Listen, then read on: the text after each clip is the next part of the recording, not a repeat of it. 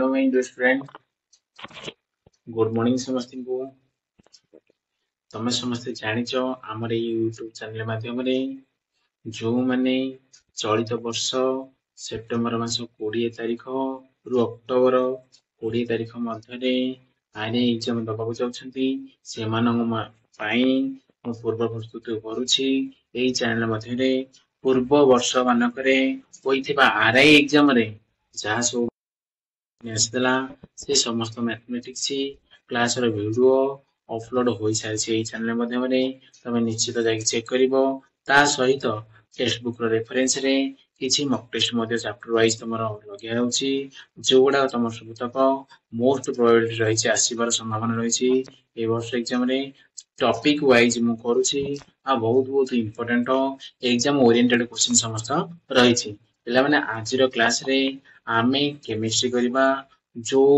Chemistry रो जहाँ सब important topic रहिछि एग्जाम रिलेटेड से सब टॉपिक आउ से समस्त टॉपिक को हमें तीनोटी दिन रे बा तीनोटी लेक्चर रे हम शेष करिबा। ए समस्त टॉपिक तुमरो एचएससी एग्जाम ओ ट्रिपल एससी आ ओटीटी आ रेगुलर हाई स्कूल टीचर पाई मध्य प्रযোज्य होई परिबो। ताले पिला माने आज आ देरी न करी आज भी तुम क्लास आरंभ करदबा। देखिबा प्रथमे केमिस्ट्री रो कोन रहिछि प्रथम कांसेप्ट हले पिला माने देखो मु तुमरो आरंभ करछि फर्स्ट क्लास रो। आज केमिस्ट्री रो प्रथम क्लास हो। फर्स्ट क्लास रे हम कोन जानिबा केते गुडी इंपोर्टेंट टॉपिक जानिबा जो टॉपिक गुडी को तुमरो 2 रु 3 लेक्चर मते सारी देबे। मु व्यस्त हुआ नहीं तबे सब ध्यान रे सुनो। आज पढ़िबा लॉ ऑफ केमिकल कॉम्बिनेशन बुझले नहीं कौन पढ़िबा लॉ ऑफ केमिकल कॉम्बिनेशन बुझले नहीं कौन पढ़िबा लॉ ऑफ केमिकल कॉम्बिनेशन हला। ताले देखो आमे एही लॉ ऑफ केमिकल कॉम्बिनेशन को वैज्ञानिक देथिले ना डेमोक्रिटस देथिले के देथिले ना डेमोक्रिटस देथिले के देथिले डेमोक्रिटस देथिले। से कोन कहिथिले जेते बळे कोटी मैटर को हम कोन करिबा गोटे मैटर को कोन करिबा डिवाइड करिबा ताले से कोन हबो डिवाइड हे कि शेष रे कोन हेतरा गोटे पदार्थ रे परिणत हबो बा जोतरे परिणत हबो सेटा कोन कहंती एटम बोली कहंती। ताले पिला माने इफ ए मैटर जनी जदी कोनोसी मौलिक को कोन करिबा फर्दर डिवाइड करिबा कोन करिबा फर्दर डिवाइड करिबा बुझरे नहीं फर्दर जो डिवाइडेड करिबा इट विल ब्रेक डाउन कोन होई जिवो निश्चित से कोन जिवो ब्रेक डाउन करिवो हला भांगीबो भांगी की शेष रे कोन जिवो इन इट्स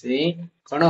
एटम रे कन्वर्ट हो कोद रे कन्वर्ट हो एटम रे। ताले एथरु कोन जानलो ना लॉ ऑफ केमिकल कॉम्बिनेशन रे डेमोक्रिटस कहितले मैटर को जतबळे हम को डिवाइड करबा ए कन्वर्ट होई जो कोद रे ना एटम रे कन्वर्ट होई जो। या को मध्य फर्दर आस्तले ए लॉ टा को मध्य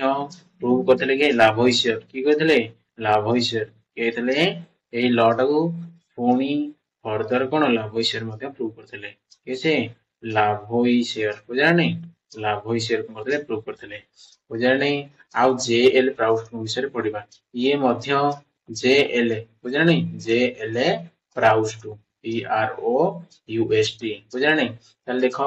आमे कोन पढले ना लॉ ऑफ केमिकल कॉम्बिनेशन टा डेमोक्रेटिस देथिले से कोन कहिथिले जदी कोनोसी मैटर को हमें फर्दर डिवाइड करबा चाल से कोद रे ब्रेक डाउन हेकी एटम रे कन्वर्ट होई जिवो। परवर्ती समय लाभोइसियर मध्ये आसी कि सेही एटम विषय किछि सूचना देथिले आ जेएल प्राउस्ट मध्ये देथिले जो ए दी जण वैज्ञानिक किसे लाभोइसियर आ जेएल प्राउस्ट से कोन कहिथिले ना दीटा कांसेप्ट देथिले जो दीटा कांसेप्ट होछि कोन ना law of conservation of mass बुझा नहीं कंजर्वेशन ऑफ मास बुझने law of conservation of mass के देथिले ना देथिले हमरा लाभोइसियर कोन कहिथिले जेतबळे कोनसी एटम कोनसी केमिकल रिएक्शन में पार्टिसिपेट करछि तले रिएक्शन में पार्टिसिपेट करिया पूर्वरु तार मास जेतिक थबो रिएक्शन परे मध्य सेतिक समान परिमाण कोन तार मास रहइबो। तले कोन लिखिबा ना इन ए रिएक्शन बुझा नहीं in a reaction the mass of reactant बुझा नहीं रिएक्टेंट माने ପ୍ରତିकारକ ବୁଝିଲେ रिएक्टेंट प्रतिकारक प्रति जेतिकी आटम थिबो सेमानकर मास कोन हबो आउ कोन माने mass of the product always कोन हबो mass of the product always equal ए कथा की कहितले द मास ऑफ प्रोडक्ट कोन ऑलवेज प्रोडक्ट ऑलवेज कोन हबो इक्वल हबो बुझलनी ऑलवेज इक्वल हबो बोली एक कथा तमर को बगिने दिथले ना लाभस्य दिथले पिला माने बुझ पेलो नाही तले law of conservation of mass की दिथले ना लाभस्य दिथले तापर हम एबे कोन पडिया ना लॉ ऑफ कांस्टेंट प्रोपोर्शन बुझला नाही लॉ ऑफ कांस्टेंट प्रोपोर्शन कहले कोन बुझो ना जेतो बळे जेउ सब मौलिक रहिछंती जेउ सब मौलिक तमन कोन केमिकल रिएक्शन में पार्टिसिपेट करछंती से माने गोटे निर्दिष्ट संख्यक रहिथांती बुझला नाही सेटा कोन कहंती लॉ ऑफ कांस्टेंट प्रोपोर्शन बुझला नहीं कांस्टेंट प्रोपोर्शन बुझला नहीं प्रोपोर्शन हैला तापर कोन लॉ ऑफ कांस्टेंट प्रोपोर्शन कहले कोन बुझो हुए ने जेतो बळे ए कंपाउंड जेतो बळे गोटी कोन करछि कंपाउंड माने यौगिक इज फॉर्म बुझला नहीं जेतो बळे गोटी कंपाउंड कोन होछि फॉर्म सृष्टि होछि इट विल ऑलवेज कोन इट इज सॉरी पडला इट विल ऑलवेज पडला इट इज ऑलवेज हैला always exist in a fixed ratio ताले कोन होछि ना ऑलवेज फिक्स्ड रेशियो रे रहउछि जेतो बळे हम कोन करछे गोटे यौगिक को आमे लिखुचे सेति बळे कोन होछि सपोज मु लिखिबी जल जल कोन वाटर वाटर केमिकल सिंबल कोन ना H2O एतरे कोन होछि ना वाटर केमिकल कोन सिंबल हला H2O एते तमे समस्या जानिछ दुईटी हाइड्रोजन रहउछि आ गोटे कोन होछि ऑक्सीजन रहउछि एई रेशियो रे ही से जल अणु कोन तयार करि परिबे अदर माने गोटे जल अणु तयार करिया पे दुईटा हाइड्रोजन आ गोटे ऑक्सीजन कोन आवश्यक पड़बो ताले पिला मन जानिछ आमे समस्त जानिछे गोटे हाइड्रोजन रो वस्तु तो मास हला केते 1 जेतो दुईटा हाइड्रोजन परमाणु रहिछि ताले कोन हेजो 2 * 1 हेबो ताले 2 हे गेला आमे जानिछे गोटे एठी गोटे ऑक्सीजन परमाणु मध्ये रहिछि जल अणु रे ताले जल अणु रे थिबा ऑक्सीजन बा ऑक्सीजन रो आमे समस्त जानिछे मास हला केते 16 ताले गोटे रहिछि तेनु 1 * 16 ताले केते हे गेला ना 16 हेला ताकू जति मो रेशियो बाहर करि केते जो ना 1:8 ताले आमे ए जो देखुले कोन देखिले ना जल अणु रे गोटे निर्दिष्ट अनुपात रे ही हाइड्रोजन और ऑक्सीजन कोन रेशियो रे ही कोन करथानी जल अणु गठन करथानी से अनुपात रा कोन हला ना 1:8 ताले पिला माने तम समस्त बुझी पाइलो ए जे जल अणुटा लिखिली एटा केवल हला सब प्रकार जल होई परिबो सब केवल न भाबन प्योर वाटर रे एटा साइन बोली सिंबल बोली एटा मिनरल वाटर भी परिबो रेन वाटर भी साइन सिंबल होई परिबो एटा कोन गोली पानी भी जोटा देखियो पोखरी पानी सेडा भी कोन तार भी सिंबल होई परिबो H2 ताले बुझबरा नै तापरे पिला माने पडिया डाल्टन पडिबा कोन पडिबा डाल्टन कोन पडिबा डाल्टन डाल्टन समस्त जानिछो जने वैज्ञानिक थिले से कोन एटॉमिक थ्योरी ऊपर गोटे सिद्धांत प्रोवाइड करथिले कोन करथिले एटॉमिक थ्योरी ऊपर गोटे सिद्धांत प्रोवाइड करथिले से कोन थला देखिबा एबे प्रथम पडिबा से एलिमेंट समस्त जानिछो नै एलिमेंट हला कोन मौलिक एलिमेंट संपर्क कोन कहितले मेड ऑफ सब तक एलिमेंट कोन थाए ना तयारी हिते जे कोन से लिविंग हो नॉन लिविंग हो आमे तो जानि समस्त केमिस्ट्री सदाळे को नॉन लिविंग विषय पढा जाय हला ताले नॉन लिविंग जेते सब ऑब्जेक्ट देखु जेते सब मैटर देखु से समस्त को जदि आमे कोन ब्रेक करबा ताले कोन मिलबो हमको छोट छोट पार्टिकल मिलबो से पे डाल्टन कहितले प्रत्येक एलिमेंट कोन काहा को नै गठित होइछि ना पार्टिकल नै गठित होइछि ताले atoms all atoms of a given element are identical बुझना नहीं atoms are individual in cone chemical process बुझरा नहीं आमे समस्त इन पढिबा कोन ना सिंबल किछि प्रोवाइड करतले संक्षिप्त लिखिया पई केते ओडे एटम रो नाम को डाल्टन प्रोवाइड करतले सेडा कोन एबे पढिया कोन ना सिंबल्स ऑफ डिफरेंट एलिमेंट हला कोन डिफरेंट एलिमेंट ए डिफरेंट एलिमेंट रो सिंबल का तरह देइतला ना वैज्ञानिक डाल्टन को तरह देइतला से कोन करथले कोन कोन केमति करथले मानस एमति रो गोल थला गोल मझिरे कोन बिंदु थला से एई मौलिक रो एई भଳି साइन टाको हाइड्रोजन रो ବୋଲି କଣ ବିବେଚନା କରୁଥିଲେ ସେ କହୁଥିଲେ ବା ହାଇଡ୍ରୋଜେନ କୁ ଏଇଭଳି ସାଂକେତିକ ରୂପରେ ସେ କଣ ଦର୍ଶାଇଥିଲେ। ତାପରେ କଣ ତମେ ସବୁ ଜାଣିଛ ଏଇଟା ଦେଖ ଏଇଟା ଯଦି ସେ ଗୋଲ ଭିତରେ ଗୋଟେ ଯୁକ୍ତ ହେଇଯିବ ତାହେଲେ ସେଇଟା କଣ କରିଥିଲେ ସଲଫର କଣ ନା ସଲଫର ର ସାଇନ ବୋଲି ସେ ଦର୍ଶାଇଥିଲେ। ତାପରେ କଣ କରିଥିଲେ ନା କାର୍ବନ କାର୍ବନ କଣ ଗୋଲ କରିକି ଏମିତି ତା ଭିତରେ କଣ କରିଥିଲେ ତା ଭିତରେ ଡାର୍କେନ କରିଦେଇଥିଲେ। ଏଇଟା କଣ ହେଇଥିଲା ତମର ନା କାର୍ବନ ଯାହାକୁ ସଂକ୍ଷିପ୍ତରେ ସି ରେ ଦର୍ଶିତ କରାଯାଏ ପରବର୍ତ୍ତୀ ସମୟରେ ଆମେ ଜାଣିଛେ। ତାପରେ କଣ ହେଇଥିଲା ଅକ୍ସିଜେନ କେବଳ ଗୋଲ ଲେଖିଥିଲେ ତା ଭିତରେ କିଛି କଣ କରିନଥିଲେ ତା ଭିତରେ କିଛି ଡ୍ର କରିନଥିଲେ। ତାପରେ ଦେଖ ଏଇଟା ଦେଖ ତମର ମର୍ସିଡିଜ ଭଳିଆ ସାଇନ କରିଥିଲେ କାହାର ନା ଫସଫରସ କରିଥିଲେ। କାହା କରିଥିଲେ ନା ଫସଫରସ ଫସଫରସ ର ସାଇନ କାହା ଦ୍ଵାରା ଦିଆଯାଇଥିଲା ନା ଡାଲ୍ଟନଙ୍କ ଦ୍ଵାରା ଏଇ ମର୍ସିଡିଜ ର ସାଇନ ଦିଆଯାଇଥିଲା। ତାପରେ କଣ କରାଯାଇଥିଲା ଏମିତି ମର୍କ୍ୟୁରୀ ହେଲା ହାଇଡ୍ରୋଜେରିୟମ ଜିନିଷ HCl ତାକୁ ଏମିତି ଗୋଲ କରିକି ତାର କଣ ଭିତର ପଟେ ଏମିତି କିଛି ବିନ୍ଦୁ ଗୁଡା ବ୍ୟବହାର କରୁଥିଲେ। ବୁଝିପାରିଲ ନା ବୁଝିପାରିଲନି ଏଇଭଳିଆ ଥିଲା ଏଇଟା କଣ ମର୍କ୍ୟୁରୀ ଥିଲା। ତାପରେ ଏଇ ସବୁ ପରବର୍ତ୍ତୀ ସମୟରେ ଆମେ ଯୋଉ ମଡର୍ଣ୍ଣ ପିରିୟଡିକ ଟେବୁଲରେ ଯେଉଁ ସବୁ ମୌଳିକ ଗୁଡା ପଢୁଛେ ତାର ସବୁ ଏଲିମେଣ୍ଟ ଗୁଡା ବା ଆଟମ ର ସବୁ କଣ ସାଇନ ଯୋଉ ରହିଛି ମାନେ କାର୍ବନ ହେଲା ସି ହାଇଡ୍ରୋଜେନ ହେଲା H ସଲଫର ହେଲା S ବୁଝିଲଣି ଏଇ ଯୋଉ ଅକ୍ସିଜେନ ହେଲା O ଆକୁ ସବୁ କାହା ଦ୍ଵାରା ଦେଇଥିଲା ନା ବେର୍ଜିଲିୟମ ହେଲା ବୁଝିଲଣି କିଏ କରିଥିଲେ ନା ବେର୍ଜିଲିୟମ କରିଥିଲେ। କିଏ କରିଥିଲେ ବେର୍ଜିଲିୟମ କରିଥିଲେ। ତମେ ଏଇଟାକୁ ଇମ୍ପୋର୍ଟାଣ୍ଟ ମନେ ରଖିବ ପିଲାମାନେ ବୁଝିପାରିଲ ନା ନାହିଁ। ତାପରେ ଦେଖିବା ପଢିବା ଆମେ ଜାଣିଛେ ପ୍ରତ୍ୟେକ ମୌଳିକର ନାମକରଣ ହଉ କିମ୍ବା ଯୌଗିକର ନାମକରଣ ଇଏ ଗୋଟେ ପଦ୍ଧତି ରହିଛି ଯୋଉ ପଦ୍ଧତି ମାଧ୍ୟମରେ କରାଯାଇଥିଲା ସେ ପଦ୍ଧତି କହନ୍ତି IUPAC ଯାହାର ପୂର୍ବ ହଉଛି international union of pure and applied chemistry ବୁଝିଲନି ଏଇ ସଂସ୍ଥା ଏଇ ଅନୁଷ୍ଠାନ ଦ୍ଵାରା ପ୍ରତ୍ୟେକ ମୌଳିକର ନାମକରଣ କରାଯାଇଥାଏ ଓ ମୌଳିକର ଥିବା ପରମାଣୁର ନାମକରଣ କରାଯାଇଥାଏ। ଜାଣି ଏକ ମତେ gives name to କଣ ଏଲିମେଣ୍ଟ ଏଇ IUPAC ଟା କଣ କରିଥାଏ ପ୍ରଦାନ କରିଥାଏ କଣ ପ୍ରଦାନ କରିଥାଏ ନେମ୍ ଅଫ ଏଲିମେଣ୍ଟ ପ୍ରତ୍ୟେକ ଏଲିମେଣ୍ଟ ର ନେମ୍ କୁ ପ୍ରୋଭାଇଡ କରିଥାଏ IUPAC ବୁଝିଲ ନାଇଁ। ତାପରେ ଦେଖିବା ତମେ ସବୁ ଜାଣିଛ ଯେତେ ସବୁ ପଦାର୍ଥ ରହିଛି ସେ ପଦାର୍ଥ ତାହେଲେ କାହାକୁ ନେଇ ଗଠିତ ହେଇଛି ନା ପରମାଣୁ ନେଇ ଗଠିତ ହେଇଛି ବୁଝିଲେ। ଏବେ ଡାଲ୍ଟନ କହୁଥିଲେ ବୁଝିଲେ ଯୋଉ ପାର୍ଟିକଲ୍ସ ରହିଛି ଯୋଉ ପାର୍ଟିକଲ ଏଲିମେଣ୍ଟ ରହିଛି ସେ ସବୁ ପାର୍ଟିକଲ କିଛି ନା କିଛି ଚାର୍ଜ ରହିଛି ବୁଝିଲେ ତାହେଲେ ସେ ଚାର୍ଜ ଯୁକ୍ତ ପାର୍ଟିକଲ କଣ କହନ୍ତି ଆୟନ କହନ୍ତି। କଣ କହନ୍ତି ଆୟନ। ଯୋଉ ସବୁ ପାର୍ଟିକଲ ଯେକୌଣସି ଗୋଟେ ମନେକର ମେଟାଲ ଟା ପାଇଲି ମନେକର ଏଇଟା ହେଲା ଆଇରନ ଆଇରନ ଗୋଟେ ଅଣୁ ନେବି ଗୋଟେ ବ୍ରେକ୍ ଗୋଟେ ପାର୍ଟିକୁଲାର ନେବି ତା ଭିତରେ ବହୁତ ସାରା କଣ ରହିଛି ପରମାଣୁ ରହିଛି। ପରମାଣୁ ଯାହାକୁ କଣ କହନ୍ତି ଆଟମ କହନ୍ତି। ସେ ଆଟମ ର କିଛି ଚାର୍ଜ ଥାଏ ବୁଝିଲେ ଚାର୍ଜିତ ଗୁଣ ଥାଏ ବୁଝିଲେ। ଚାର୍ଜ ଦି ପ୍ରକାର ତମେ ସମସ୍ତେ ଜାଣିଛ ହେଲା ବୁଝିଲେ ଚାର୍ଜ ଯୁକ୍ତ କଣିକା କଣ କହନ୍ତି ଆୟନ କହନ୍ତି ବୁଝିଲେ। ପ୍ରତ୍ୟେକ ମ୍ୟାଟର ପାର୍ଟିକଲ ଯୋଉ ରହିଛି କଣ ସବପାର୍ଟିକଲ ଯାହାକୁ ଭାଙ୍ଗିଲା ପରେ ମିଳିଲା ଆଟମ ସେ ଆଟମ ରେ କିଛି ରହିଛି କଣ ଚାର୍ଜ ପାର୍ଟିକଲ ରହିଛି ସେ ଚାର୍ଜ ପାର୍ଟିକଲ କଣ କହନ୍ତି ଆୟନ କହନ୍ତି। ହେଲା ଦି ପ୍ରକାର ଆୟନ ରହିଛି ଗୋଟାଏ ଆୟନ ହେଲା କଣ ପଜିଟିଭ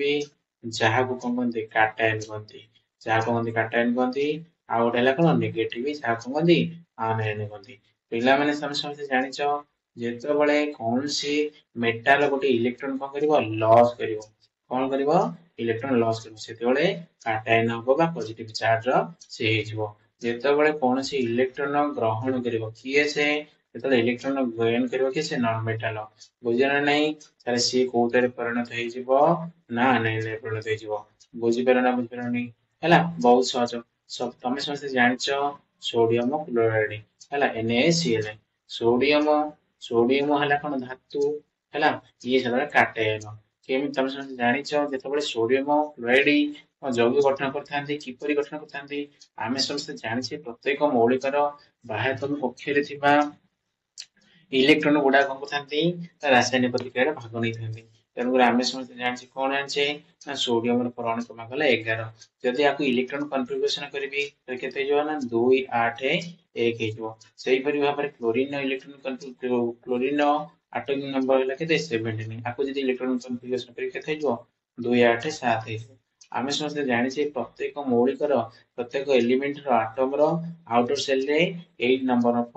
ଇଲେକ୍ଟ୍ରନ ରହିବା କଥା। ଯେହେତୁ ଦେଖ ସୋଡିୟମ ର ଆଉଟର ସେଲ ରେ ରହିଛି ଗୋଟେ ଇଲେକ୍ଟ୍ରନ ଆଉ କ୍ଲୋରିନ ଆଉଟର ସେଲ ଅଛି କେତେ 7ଟା ଇଲେକ୍ଟ୍ରନ। ତେଣୁ ପ୍ରତ୍ୟେକ ମୌଳିକର ପରମାଣୁ ଚାହୁଁଥାନ୍ତି କଣ ଆମେ ସଦାବେଳେ ଷ୍ଟେବୁଲ ହେଇକି ରହିବୁ। ଷ୍ଟେବୁଲ ମିନ୍ସ ସେମାନଙ୍କର ଆଉଟର ସେଲ ରେ 8ଟି କଣ ରହିବ ଇଲେକ୍ଟ୍ରନ ରହିବ। ଯେହେତୁ ଆର ଗୋଟିଏ ଇଲେକ୍ଟ୍ରନ ରହିଛି आर 7टा इलेक्ट्रॉन रही आ ये जदि सोडियम कौन कर आपको जदि गोटे इलेक्ट्रॉन देदब क्या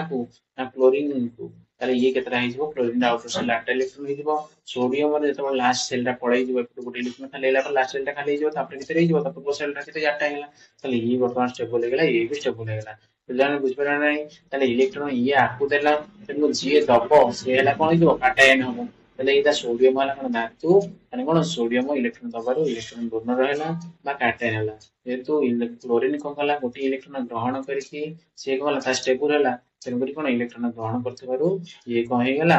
नेगेटिव बुझानी कौन पे नेगेटिव कौन पे पॉजिटिव हैला पेला माने हम समझे जानछे प्रत्येक मौलिक रो परमाणु रो न्यूक्लियस रे गोटे रहिछि कोन सॉरी न्यूक्लियस रहिछि से न्यूक्लियस भितर कोन अछि न्यूट्रॉन रहिछि कोन अछि प्रोटॉन रहिछि कोन रहिछि ना न्यूट्रॉन और रहिछि कोन प्रोटॉन गोटे परमाणु रो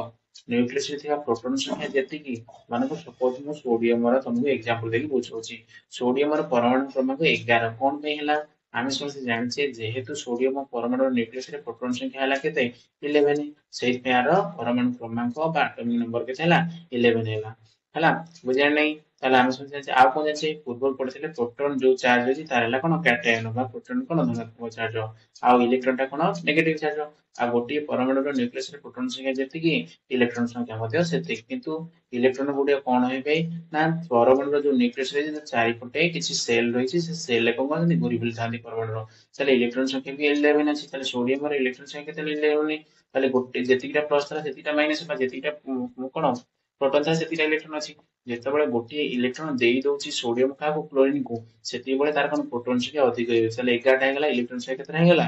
बुझने 10टा हेगला ताने कोन प्रोटॉन संख्या हला अधिक बा पॉजिटिव बुझने अधिक प्लस केते हेगला प्लस 11टा प्लस हेगला एदि कोन 10टा माइनस हेगला तने कोन प्लस प्लस जेतेबेले हमें तो कंपेयर करे सेतेबेले कोन हो पॉजिटिव हेइबो सेहि पे हमें सोडियम को कहउछे ना कैटायन बोली आ क्लोरीन को पे कहउछे आयन को पे ना क्लोरीन से pri भाबरे प्रोटॉन संख्या केते हेइबो 17 इलेक्ट्रॉन संख्या केते हेइबो 18 सेहि पे एटा हला आयन पिलाने बुझि परल नै तापर देखिबा कोन रहिछि बहुत सहज एई भଳି सब तो कोन तमरा एग्जाम रे आसीबो तापर देखिया मोल कांसेप्ट तापर कोन देखिबा मोल कांसेप्ट कहले कोन बुझे पिला माने देखिबा देखो आमे समस्ते कोन करथु मोल कांसेप्ट ने पढिबा मोल कांसेप्ट को पढिबा जेते सब रहिछि करैछि कंपाउंड रहिछि तार किछि वेट रहि थाए बुझा ने ता वेट को मेजरमेंट करबा वेट रो यूनिट किछि रहि थाए से जो एटम रो कोन दे वेट थाए से गोटा कोन मोल कांसेप्ट बा तो सेटा को कहंती आमे जे दूरता को डिस्टेंस रो डिस्टेंस यूनिट कोन हबो किलोमीटर रे पर मीटर रे पर सेंटीमीटर रे पर सेमिति बारे भाबरे किछु कंपाउंड रे तार भी किछि यूनिट रे छै जेउ कंपाउंड रो यूनिट को कोदर प्रकाश करा जाय ना एएमयू जो एएमयू रो पूरा नाम कोन ना एटॉमिक मास यूनिट कहंती एटॉमिक मास यूनिट बुझानी हला एटॉमिक मास यूनिट एटा कोन मोल कांसेप्ट कहले कोन होचा ना एसआई यूनिट को एनी सब्सटेंस बुझानी जे कोन से सब्सटेंस रो SI unit SI unit of any substance बुझे नहीं any substance तापर देखो पिला माने SI unit कहले कोन बुझो SI means system of international unit हला बुझे नहीं system of international unit कहले कोन बुझो आमे जानि छे जेउ सब एकक रहिछि जो एकक को आमे कोन मन सपोज दूरता रे एकक भारत रे जाक होछि वर्ल्ड रे मध्ये से एक एमिति गोटे एकक जोटा समस्त ग्रहण करथिबे जेम साल दूरता रे एसआई एकक कोन ना मीटर सेही करी भाबरे परमाणु जो मौलिक किबा जैत अछि तार मध्ये कोन वस्तुत्व एकक को कोन जो आंतरिक एकक रहिछि सेटा कोन एसआई यूनिट बोली कहନ୍ତି एला माने एबे पढे कोन आभोगाड्रो हला आभोगाड्रो नंबर बुझने आभोगाड्रो नंबर को शॉर्ट रे एन ए लेटर द्वारा सूचित कर दे कहंती एन ए मींस कोन आभोगाड्रो नंबर कहले कोन बुझो ना तार गोटे वैल्यू रहिछि जो वैल्यू टाको तमर एग्जाम रे आसबार बहुत चांस रे तम ताको कोन करिवो मन रखिवो बुझि परल नै तले आभोगाड्रो नंबर कहले कोन बुझो ना 6.02 * 1023 एटम्स बुझने एतिक एटम रो वस्तुत्व सहित कोन समान हला आभोगाड्रो नंबर बुझल नै चले आतम समस्त बुझि पाइलो एबे पढिया स्ट्रक्चर ऑफ एटम एबे कोन पढिया स्ट्रक्चर ऑफ एटम देखो तम समस्त मु लिखि हेडिंग दे दे हला स्ट्रक्चर हला of atom। ଏବେ କଣ ପଢିବା structure of atom ପଢିବା। structure of atom କହିଲେ କଣ ବୁଝୁଛ? ପ୍ରଥମେ atom ର କୋଉମାନେ structure ପ୍ରୋଭାଇଡ କରିଥିଲେ। atom ର structure କହିଲେ କଣ ବୁଝୁଛ? atom ର nucleus କୋଉଠି ରହିଛି, cell କୋଉଠି ରହିଛି, ହେଲା proton କୋଉଠି ରୁହେ, nucleus କାହାକୁ କହିବା, ଏଇଟା ସବୁ ତକ କଣ structure of atom ରେ ଯାଉଛି। ପ୍ରଥମେ ଜେ ଥମସନ, ବୁଝିଲନି, ଜେ ଥମସନ ଏଇ ସମ୍ପର୍କରେ କିଛି ସୂଚନା ଦେଇଥିଲେ। କଣ ଦେଇଥିଲେ ପଢିବା ଆମେ ପ୍ରଥମେ। ଜେ ଥମସନ କଣ କହିଥିଲେ, ସେଟା ପ୍ଲମ କୋଡିଂ ମେଟର କଣ ମଡେଲ, ସେ ଗୋଟେ ଥିଲା ତାଙ୍କର ପ୍ଲମ କୋଡିଂ, ହେଲା କୋଡିଂ ମଡେଲ ମାଧ୍ୟମରେ ସେ କଣ କହିଥିଲେ ନା ସେ ଗୋଟେ ଏକ୍ସାମ୍ପଲ ନେଇକି ବୁଝେଇଥିଲେ ଆଟମ ସମ୍ପର୍କରେ। ସେ କାହାର ନେଇଥିଲେ ନା ତରଭୁଜର, ଗୋଟେ ତରଭୁଜ ୱାଟରମେଲନ ନେଇକି ବୁଝେଇଥିଲେ। ୱାଟରମେଲନ ଭିତରେ ତମେ ସବୁ ଜାଣିଛ କଣ ରହିଛି, ମଞ୍ଜି ରହିଛି, ଭିନ୍ନ ଭିନ୍ନ ଜାଗାରେ ଦେଖିବାକୁ ମିଳେ ତମକୁ। ସେ ମଞ୍ଜି ଗୁଡାକୁ ସେ କଣ କାଟାୟନ ବୋଲି କହିଥିଲେ, ଆଉ ସେଥିରେ ଥିବା ସବୁ ତ କଣ ଯୋଉ ନାଲି ଯୋଉଟାକୁ ଆମେ ଖାଉଛେ ସେଟା ସବୁ କଣ କହିଥିଲେ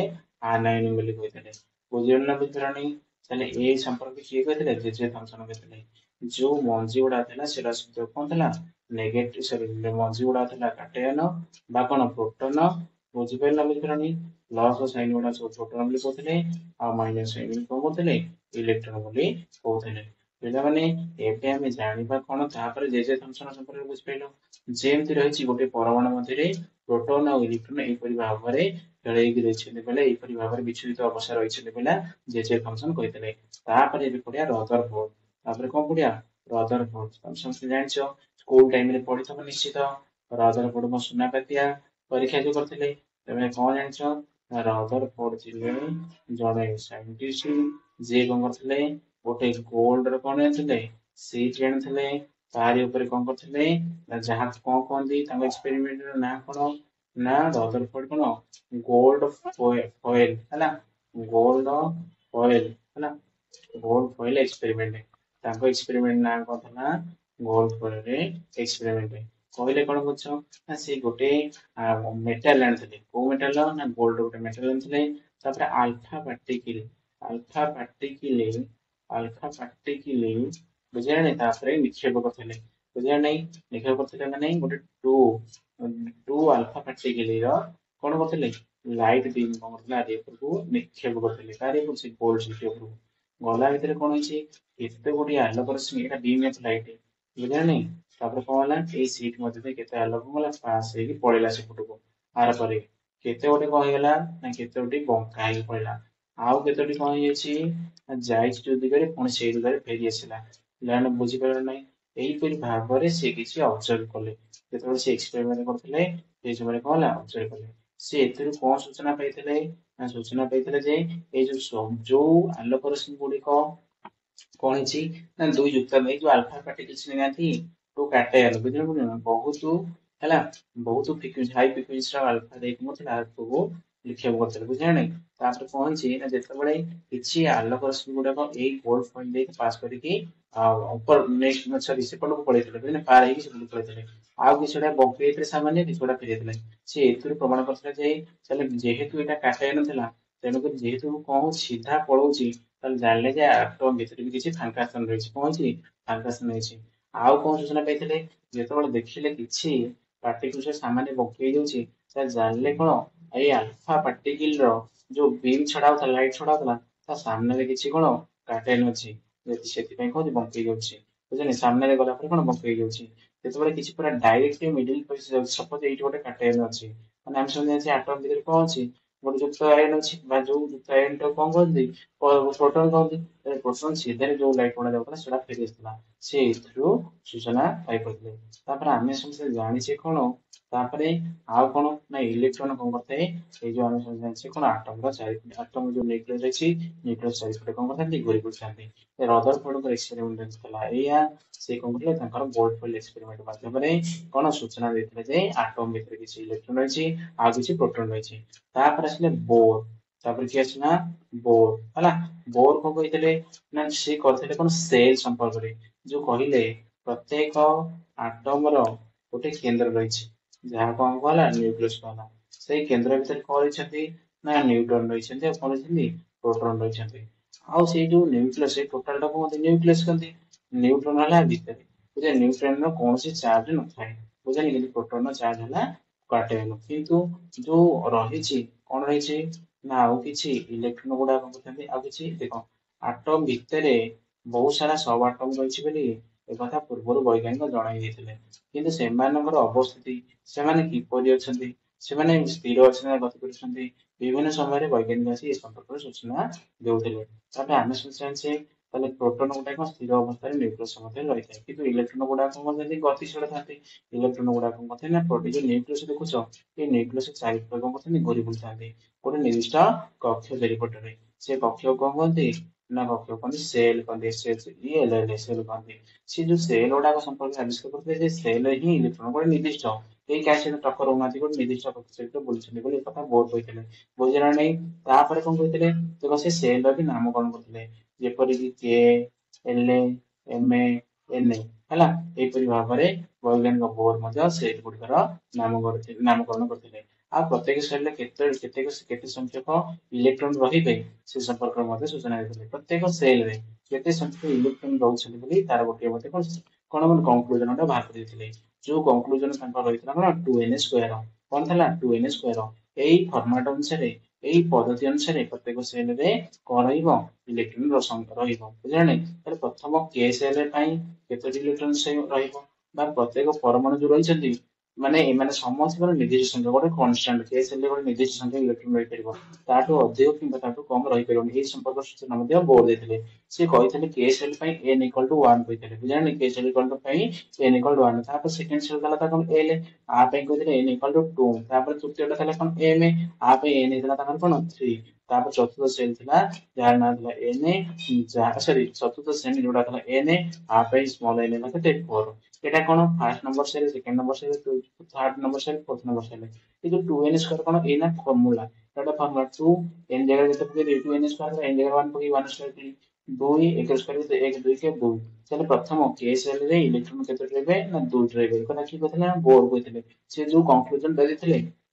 ଯୋଉ କନକ୍ଲୁଜନ ଫର୍ମାଟ ଥିଲା 2n² ବୁଝିଲେ ଦ୍ୱିତୀୟ ପାଇଁ କଣ ହବ ନା ଦେଖ n ଜାଗାରେ କେତେ 2 ପକେଇଦେବି 2 ର ସ୍କ୍ୱାର କେତେ 4 * 2 କେତେ 8 ବୁଝିଲେ ତାହେଲେ କେ ସେଲ କେତେ ଇଲେକ୍ଟ୍ରନ ରହିବେ 8 ରହିବେ ତାପରେ ସେଲ କେତେ ରହିବ 3 ର ସ୍କ୍ୱାର କେତେ 9 9 ଦୁଗୁଣେ କେତେ 18 ତାପରେ n ସେଲ କେତେ ରହିବେ 18 ଟା ତାପରେ ଦେଖ ଏ 2n ଫର୍ମୁଲା ଅନୁସାରେ ପକେଇ ଏ ଜାଗାରେ 4 ପକେଇଲେ କେତେ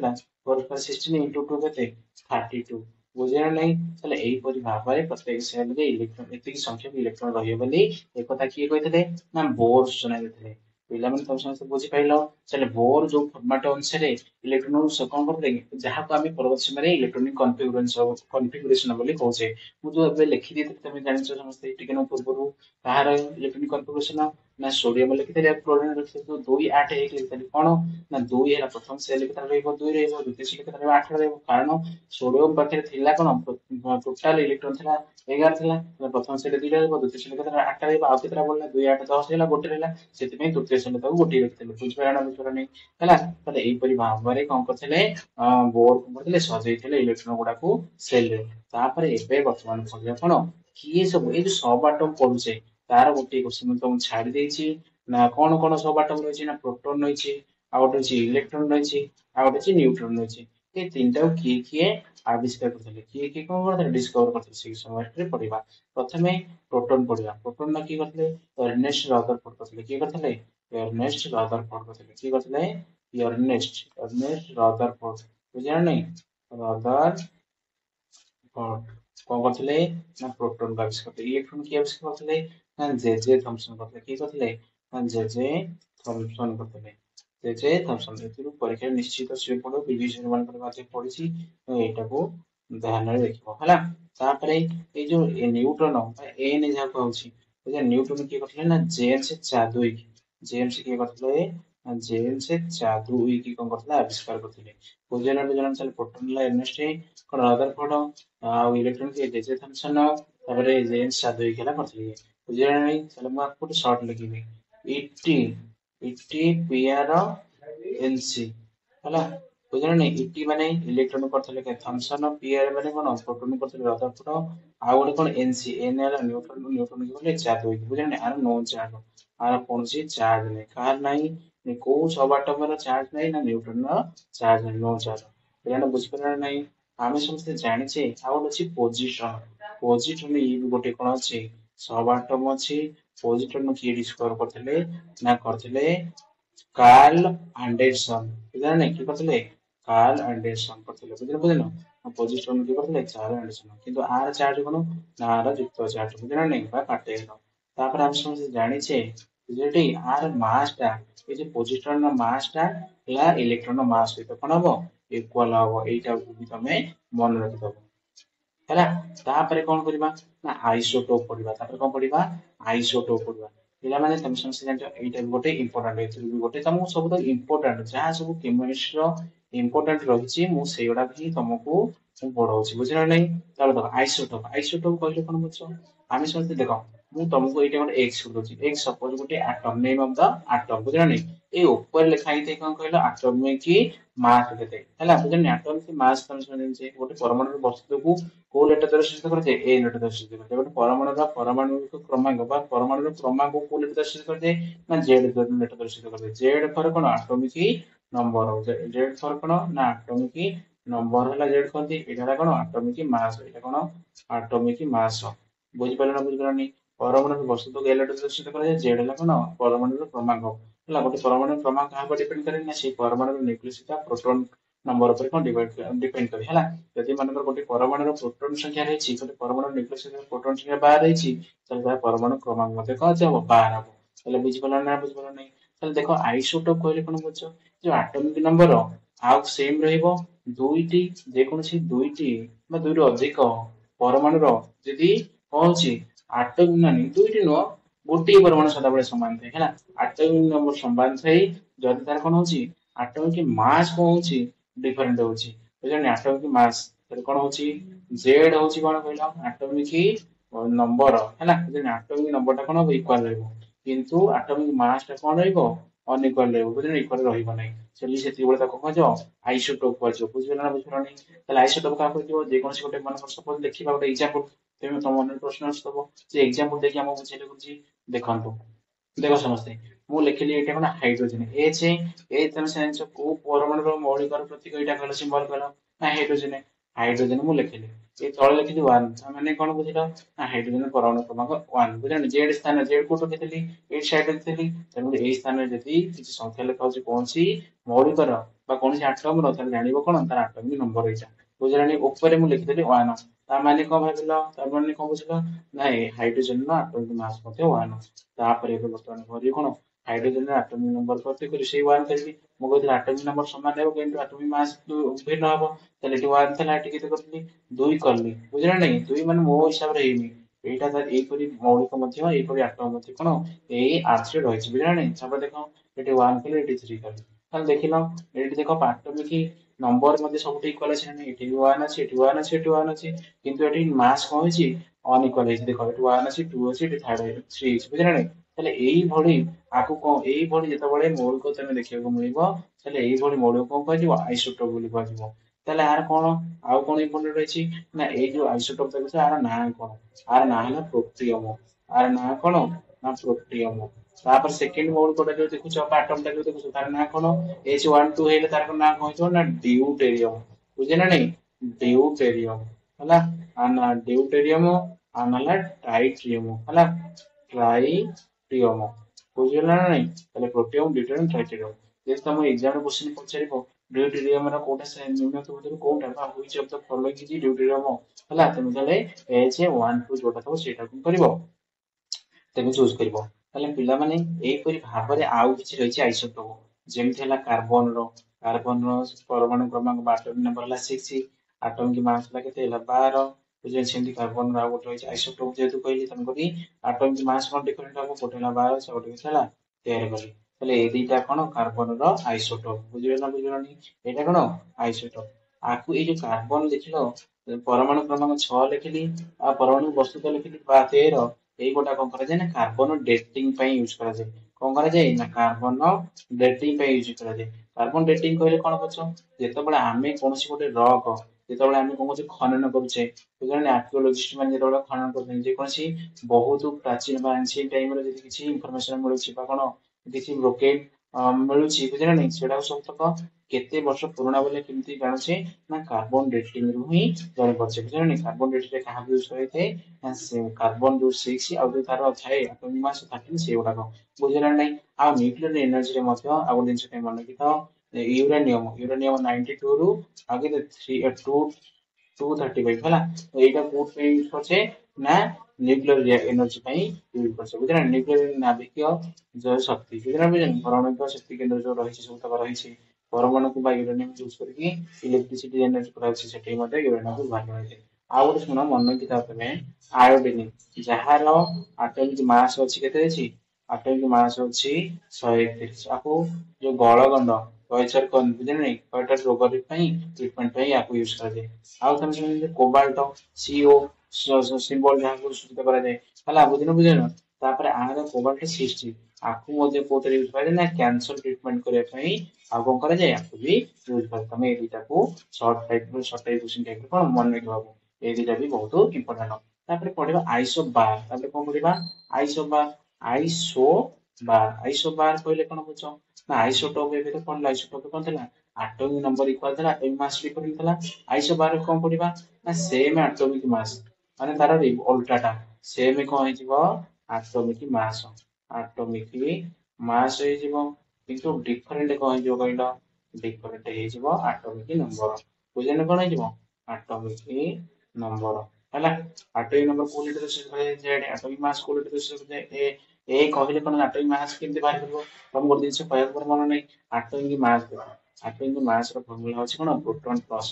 न्यूट्रॉन बुझले नहीं प्रोटॉन रो मास आ न्यूट्रॉन रो मास दिटा मिस होला पर भारी पड़ बंद एटॉम रो मास बाहर करबो बुझले नहीं ए प्रोटॉन न्यूट्रॉन को होछि न्यूक्लियस रहिछि से टोटल लगन करी मास रो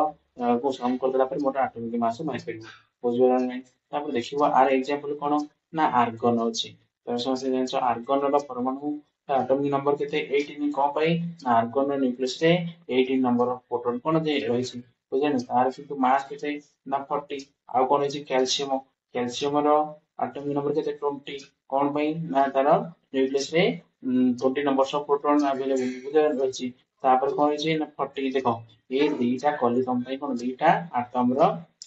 सिंबल है आर्गन गुटे अछि आ गुटे अछि कोन कैल्शियम अछि आर एटॉमिक नंबर के 18 अछि आर एटॉमिक नंबर के 20 अछि किंतु आर एटॉमिक मास 40 अछि आर भी 40 देखलो एटॉमिक मास मध्ये इक्वल अछि किंतु एटॉमिक नंबर कोन अछि डिफरेंट अछि चले एई भଳି एलिमेंट गुडा को एई भଳି कोन एटॉम गुडा को तुम कोन कहजिबो आइसो बार कहजिबो पिलाने बुझि परना बुझरनी आ गुटे अछि आइसोटोन तापर आ गुटे कोन करबा आइसोटोन तापर देखबा कोन अछि तापर आइसोटोन बोले कोन बुझछ आइसोटोन देखो देखो सेम नंबर ऑफ न्यूट्रॉन हो तमे देखो न्यूट्रॉन कोठी ना न्यूक्लियस न्यूट्रॉन अछि जोठारे सेम नंबर ऑफ कोन थइबो ना न्यूट्रॉन थइबो कोन थबो न्यूट्रॉन थबो ताको कोन कहजिबो ताको आइसोटोन कहजिबो बुझिपरनी ताले ओ हला पर मनकर ऑक्सीजन कोन एटॉमिक नंबर 80 हला तार एटॉमिक मास 16 आउटे नाइट्रोजन कोन अछि देखो एटॉमिक नंबर हला 7 नहीं आ एटॉमिक मास हला केते 15 समस्त मन अछि नहीं से परिवार कार्बन केते कहबे एटॉमिक मास केते मनबो 6 तापर एटॉमिक मास केते ना 14 तापर भाग मु तुमको कहिथिले आ टिके न पूर्व जस्ट ए जो एटॉमिक मास को ए लेटर रे सूचित कर दे आ ए रो फार्मूला हला n प्लस p बोली कहिथिले आ किछि सीटी पूर्व कहिथिले कोन कहिथिले ना एटॉमिक नंबर रो का हिसाब दे थे ना न्यूक्लियस का प्रोटॉन को कोन कराय कि भित्ति करिकि चले जो 8 रो लिखा है 8 टा कोन ना जेड एटॉमिक मास जो जेड कोन पई 8 हिला देखो ना ए जो न्यूक्लियस ए जो ऑक्सीजन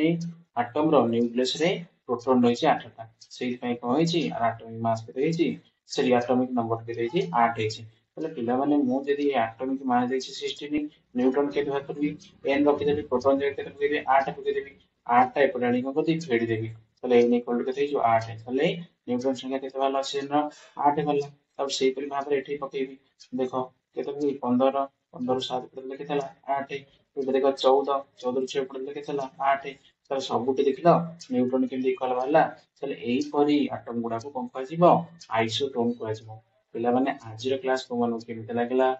निश्चित मतामत जणैबो कमेंट बॉक्स रे एई परि भाबरे तो मु 2 रु 3 क्लास रे मु केमिस्ट्री समस्त इंपोर्टेंट टॉपिक जा सब रहिछि एग्जाम ओरिएंटेड जो टू क्वेश्चन मैक्सिमम आसीबर संभावना रहिछि ମୁଁ ସେ ସମସ୍ତ ଟପିକ୍ କୁ ତମମାନଙ୍କ ପାଇଁ ସଲ୍ଭ କରିଦେବି ବା ସମସ୍ତଙ୍କୁ ବୁଝେଇଦେବି ହେଲା। ପିଲାମାନେ ତାହେଲେ ଆଜି ପାଇଁ ଏତିକି, ରହୁଛି, ଧନ୍ୟବାଦ।